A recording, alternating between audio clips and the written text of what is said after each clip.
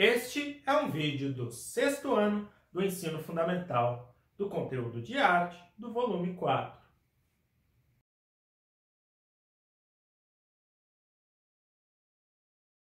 Bem-vindos! Welcome, welcome, welcome! Olá, pessoal! Essa é a nossa aula de arte e eu sou o professor Heitor.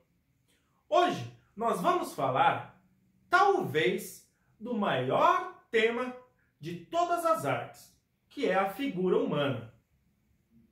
Você já parou para pensar em quantos filmes, quantas peças de teatro, quantas músicas, quantos quadros, quantos tudo representam a figura humana? Puxe na sua memória.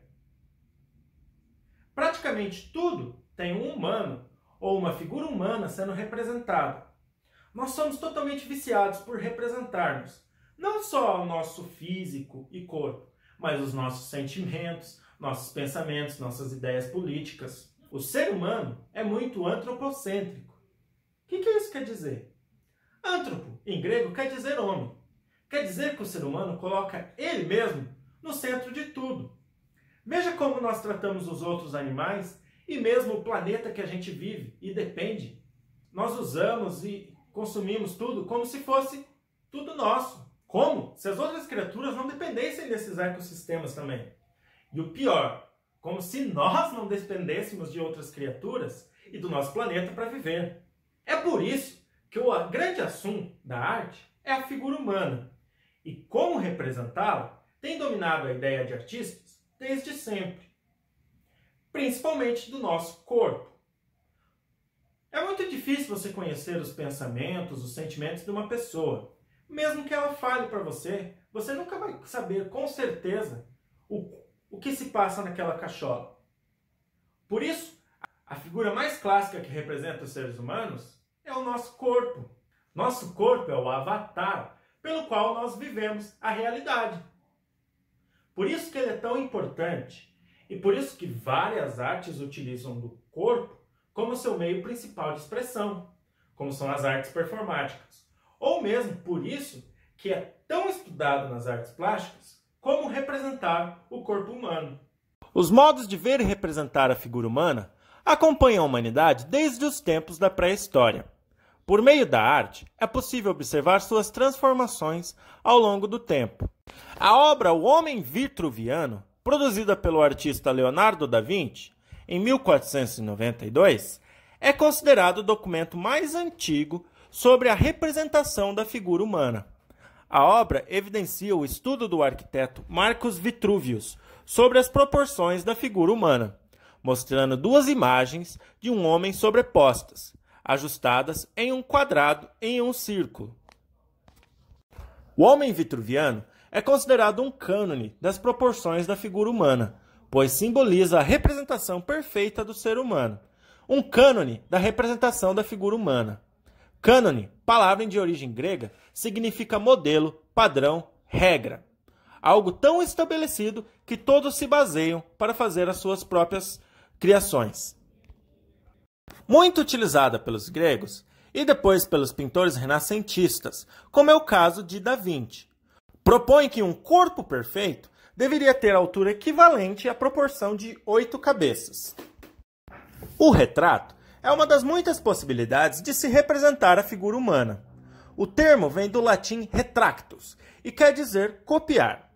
É a representação de uma figura individual ou de um grupo, realizada com base em um modelo vivo, em fotografias ou na memória. Essa forma foi utilizada por artistas de diferentes períodos, com fins comemorativos, religiosos e em homenagem aos entes que já se foram. Um retrato pode ser uma cópia fiel do real, mimesis, ou uma representação mais particular, como você pode observar no trabalho de Victor Misael.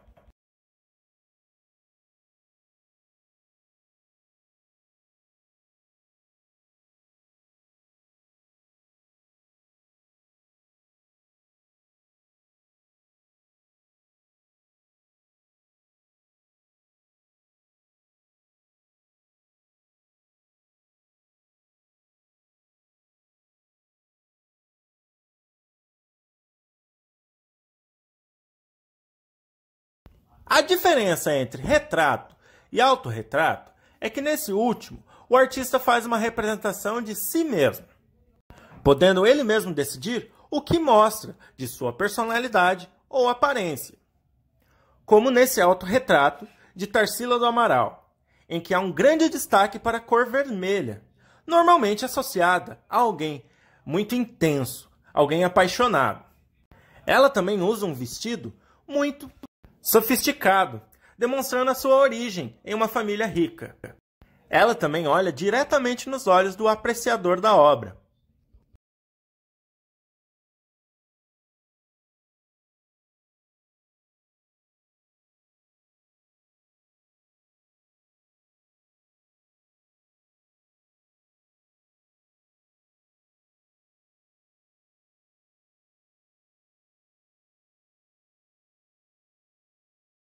Já Vincent van Gogh usa seu estilo peculiar em seu autorretrato.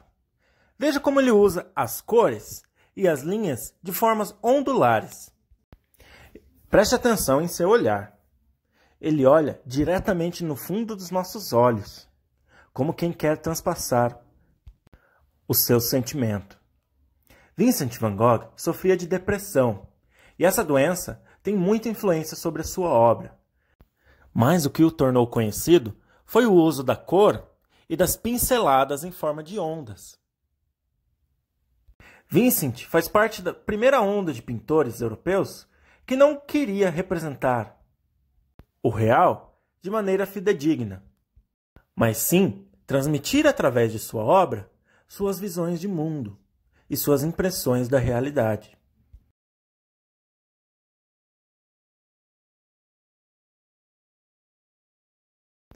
A mais famosa autorretratista de todos os tempos, com certeza, é Frida Kahlo. Boa parte de sua obra é centrada no autorretrato. Frida não fazia isso por um capricho narcisista ou egocêntrico, e sim por saber que sua condição de mulher e deficiente física tornava sua figura um grande símbolo das opressões que sofria da sociedade e dos problemas que a nossa sociedade enfrenta. Ela criticava principalmente o capitalismo e sua desenfreada busca por lucro em detrimento das pessoas. Veja como ela não faz um autorretrato idealizado, mas que ressalta as características únicas dela como pessoa, como a sobrancelha única, ou monocelha.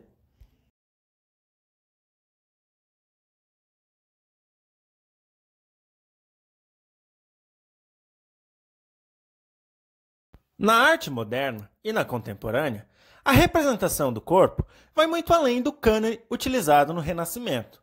Por exemplo, as múltiplas linguagens da arte ganham espaço e o processo de criação dos artistas tem se transformado ao utilizarem técnicas e suportes diversos. São inúmeras as possibilidades de representação do corpo humano assim. Ele pode ser concebido de diversas maneiras. Isso inclui repensar o modo como o corpo se apresenta, desde o seu formato, órgãos internos, até a própria pele. Observe na obra ao lado o modo como René Magritte representou o corpo. Vamos fazer um exercício. Calma, ainda não é a nossa atividade, é só um exercício de aula. Como você completaria o rosto das mulheres nesse retrato?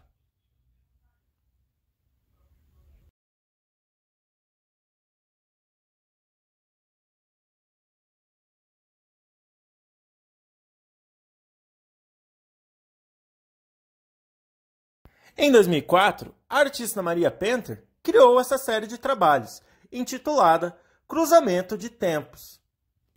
A dança é uma arte que acompanha a humanidade ao longo de sua história e é praticada das mais variadas formas.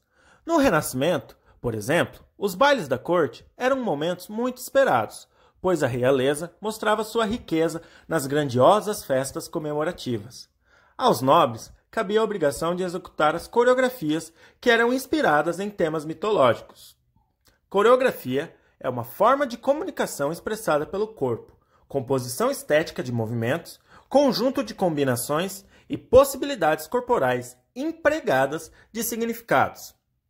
Nas festas em que a dança acontecia, Havia uma grande preparação por parte dos nobres e artistas convidados, pois ela era considerada a atração principal do evento. Contudo, foi no reinado de Luís XIV que a dança teve destaque, pois o rei era excelente bailarino e amante dessa arte.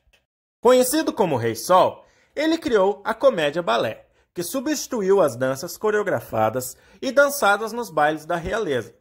Nesses espetáculos, havia uma mistura de dança, canto e poesia para a diversão do rei. Em 1581, ocorreu o primeiro balé da corte, o Balé Cômico da Rainha, com duração de aproximadamente 6 horas. Apesar de a dança ser exclusivamente masculina nessa época, houve a participação de algumas damas, formando-se assim o primeiro corpo de balé em que os dançarinos realizavam coreografias. A composição coreográfica se tornou então uma prática no meio da dança. Para marcar a coreografia, os dançarinos se organizavam de tal modo que quem os observava de cima via formações geométricas conforme os dançarinos se movimentavam.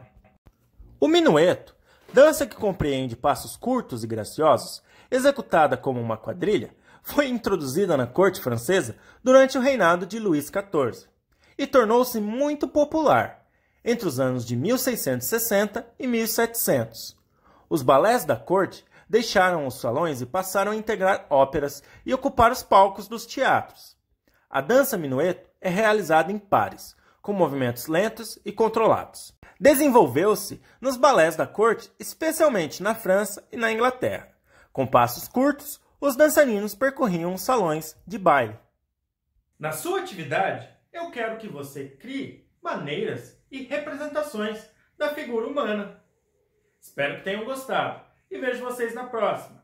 Tchau!